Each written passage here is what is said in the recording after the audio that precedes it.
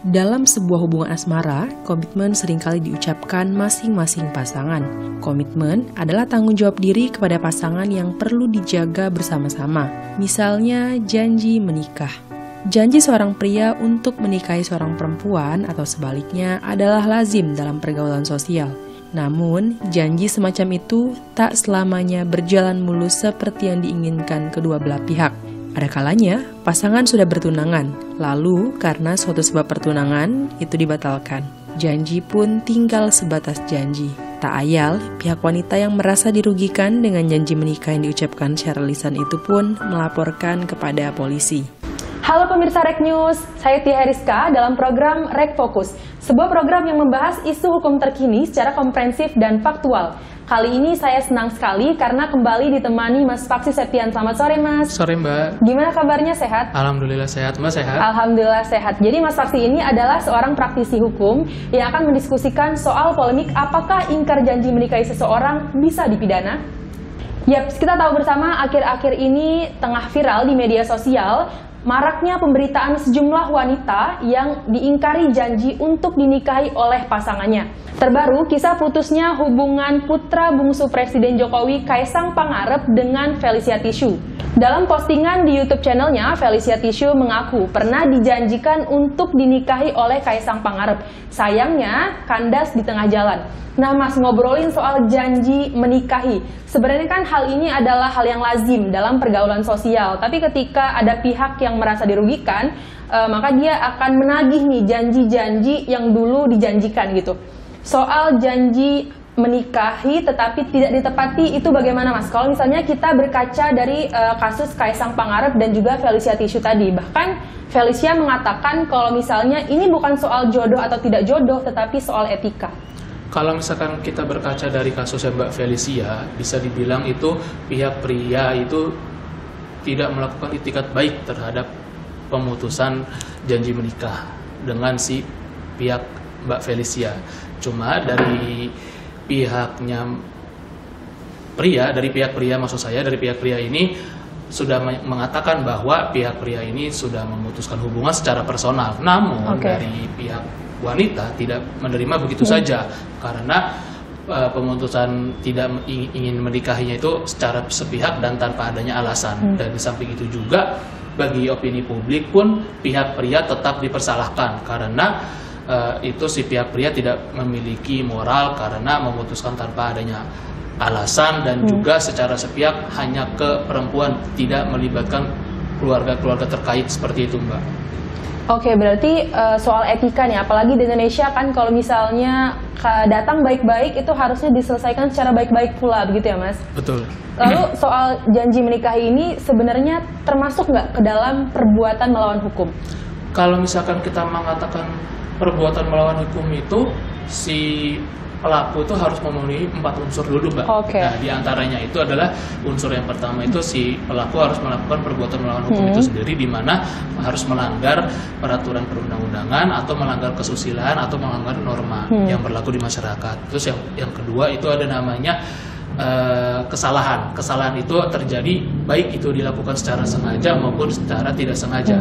Nah, itu yang ketiga ada namanya sebab akibat, Mbak. Nah, sebab akibat ini biasanya itu sebabnya si pria itu harus jelas dan mengakibatkan kerugian. Nah, kerugian ini pun harus ada kerugian baik itu secara material maupun secara imaterial seperti itu, Mbak. Jadi harus memenuhi 4 unsur tersebut, Mbak. Nah, apakah terdapat konsekuensi hukum nih soal janji menikah ini baik secara pidana ataupun perdata? Kalau misalkan kita melihat lagi dari sisi kerugian bagi pihak korban, biasanya itu kerugian itu si korban harus jelas apa kerugiannya, baik itu material maupun imaterial. Biasanya kalau misalkan orang yang merugi dalam bidang material itu dapat dilakukan upaya pidana maupun perdata. Tapi kalau misalkan tidak secara moral, yaitu bisa digugat atau itu imaterial maksud saya, itu bisa mengajukan gugatan ke perdata karena si pelaku itu telah melanggar norma atau melanggar moral sekitar masyarakat, seperti itu, Mbak. Oke, menarik nih, Mas, soal kerugian imaterial atau kerugian moral. Kan banyak banget nih pemberitaan kalau misalnya sejumlah wanita itu mengaku akan dijanjikan untuk dinikahi apabila seorang wanita itu mau melakukan hubungan suami istri begitu. Nah, itu termasuk ke dalam kerugian moral, Mas. Nah, itu justru yang paling sering dialami oleh pihak perempuan, di mana si pihak pria itu dengan menggunakan kata saktinya, yaitu kita kan sudah mau menikah, kita sudah lamaran, seperti itu, dan dengan kalimat seperti itu lululah hati perempuan dan yakin terhadap si pria. Makanya dengan seperti itu pun banyak yang perempuan-perempuan yang dirugikan, dan baru kelihatan juga si pria itu sifat aslinya ketika sudah menikmati perempuan itu, seperti itu sih, Mbak. Jadi kurang lah seperti itu. Nah, kalau untuk hukum positif di Indonesia itu sebenarnya ada nggak sih, Mas, ketentuan atau aturan yang mengatur soal tidak memenuhi janji menikah ini, Mas?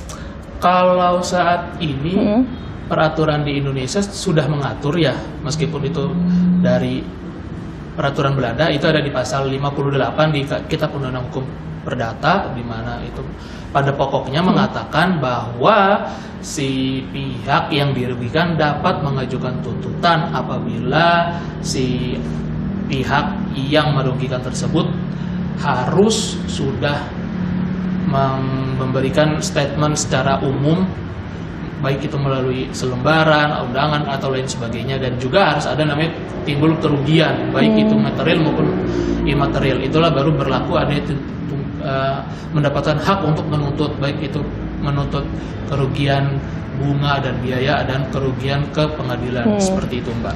Oke, berarti Mas kalau misalnya cuma sekedar dijanjikan saja nih secara lisan, nanti tahun depan kita menikah nih, terus tiba-tiba mendekati hari pernikahan, entah pasangan dari perempuan ataupun laki-laki ini tiba-tiba menghilang. Berarti kalau misalnya seperti itu saja, tidak ada kerugian secara material, berarti tidak bisa dituntut ya, Mas? Iya, kalau misalkan kita lihat dari kerugian material itu iya. Tapi kalau misalkan kerugian moral itu kan bisa dilihat dari sikapnya. Sikapnya itu misalkan dengan kelihatan serius dia mendatangi keluarga dan lain sebagainya, terus tiba-tiba menghilang tanpa adanya pamit dan lain sebagainya, itu masuk ke kerugian material. Dan itu sudah bisa dikatakan dapat mengajukan tuntutan di perdata, seperti itu, Mbak, karena itu yang paling umum di masyarakat, seperti itu. Terus Mas, ada nggak sih upaya hukum yang dapat dilakukan atau dapat ditempuh oleh korban?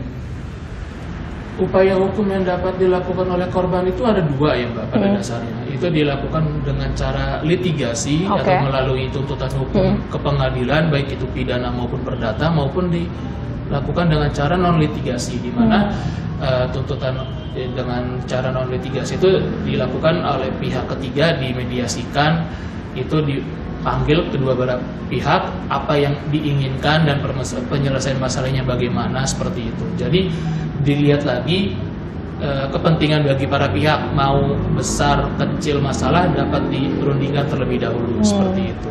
Itu di non litigasi ya, atau mediasi, seperti itu sih, Mbak. Kalau tidak puas baru dimajukan ke persidangan atau litigasi, seperti itu. Oke.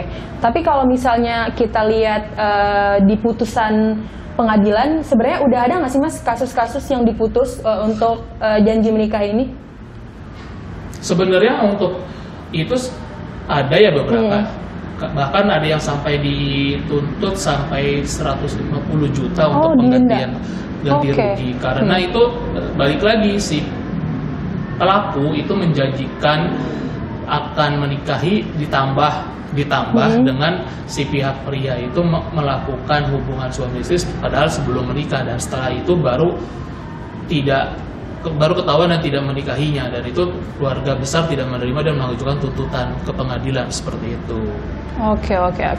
Jadi Mas, terakhir nih, kira-kira ada nggak sih, Mas, pesan gitu? Mas kan sebagai laki-laki nih, dan saya sebagai perempuan, agar tidak menjadi korban janji nikah ini, Mas?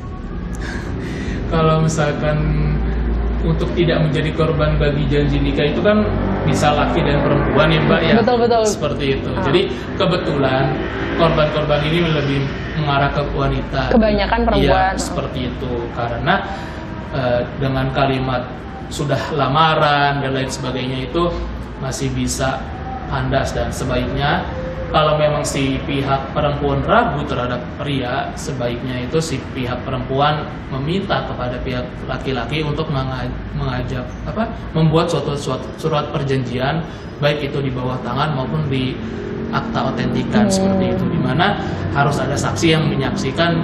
Di situ diatur secara jelas harus bagaimana perkawinannya, terus perkawinan tanggal berapa dan bulan apa, jelas secara detail mas kawinnya berapa, ditetapkan seperti itu. Jadi kan jelas itu keseriusan. Terus ditambah lagi bagi pihak pria. Nah kalau misalkan bagi pihak pria, sebaiknya kalau misalkan memang ingin niat menikahi seorang perempuan itu, sebaiknya itu harus mempersiapkan baik itu segi material dirinya maupun dari segi emosi dirinya seperti itu. Kalau misalkan dari segi material cukup tapi tidak secara emosi, percuma juga, yang ada malah memainkan perempuan dengan hartanya. Tapi kalau misalkan secara emosi cukup tapi material tidak cukup, dilihat lagi, dinegosiasikan lagi ke pihak perempuan. Biasanya bisa dinegosiasikan kalau soal material seperti itu, Mbak. Jadi harus seimbang sih antara materi dan imaterial dari pihak laki-laki. Seperti itu aja sih, Mbak. Berarti kalau saya tarik benang merahnya nih, perempuan jangan gampang dan mudah percaya dengan janji-janji manis laki-laki, dan laki-laki juga harusnya jangan terlalu sering berjanji gitu. Kalau misalnya dia tidak bisa menepati janji itu, ya nggak sih Mas? Bisa dibilang seperti itu, Mbak. Karena di masyarakat banyak yang seperti itu kan masalahnya. Itu tadi diskusi kita bersama Mas Faksi. Terima kasih banyak Mas atas waktunya. Guys, itu tadi diskusi kita soal polemik apakah ingkar janji menikahi bisa dipidana. Semoga Rek Fokus hari ini bisa bermanfaat buat teman-teman semua. Jangan lupa untuk like, comment, and share ya. Sampai jumpa.